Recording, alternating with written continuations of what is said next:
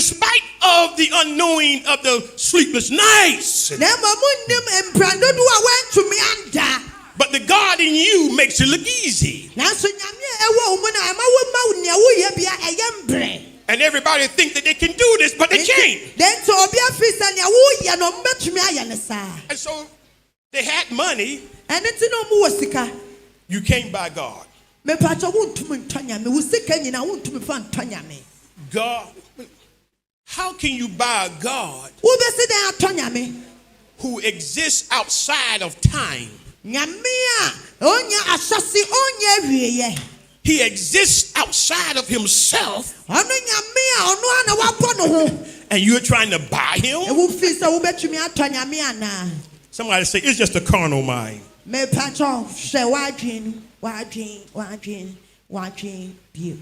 So they can fake it, but they can't do it.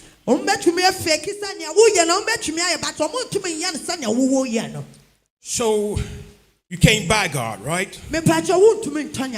You can't buy the anointing.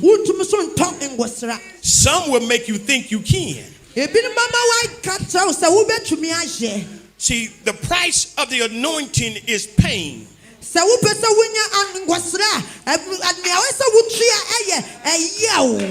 The anointing will cause you to be persecuted.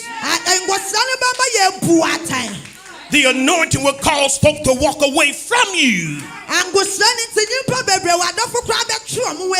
The anointing will drive your family who don't love God away from you.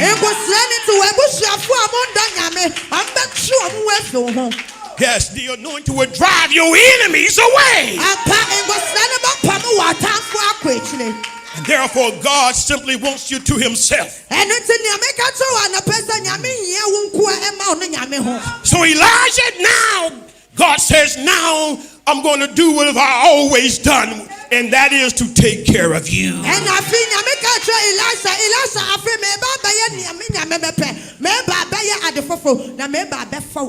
So your storms don't bother God. They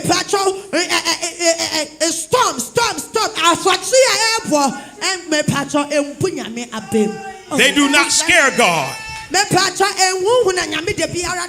They don't worry God. Instead, what they do is rise God up and wait to hear from you. And then he says, when they call me, he said, matter of fact, before they begin to speak it, I will come running on their behalf because they are mine. I'm your provider. I'm your protection. I'm your security. I am all that you need.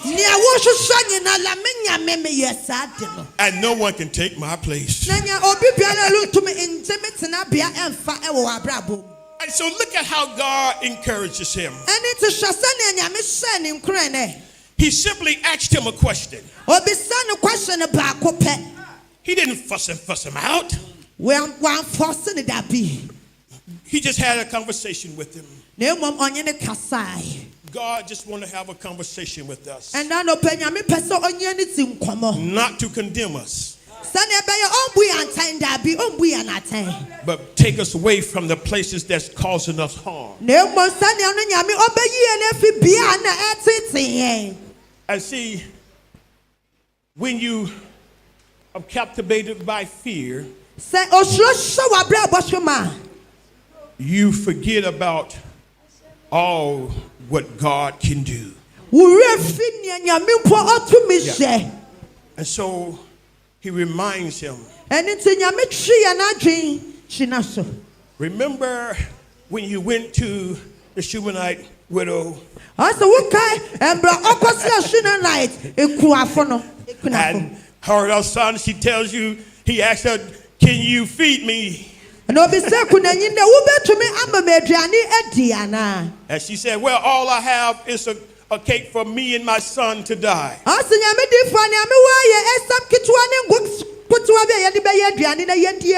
So he reminds Elijah, I'm the same God. Now, right now, so what's going to happen? He says, now the ravens are going to feed you. You're going to eat and sleep.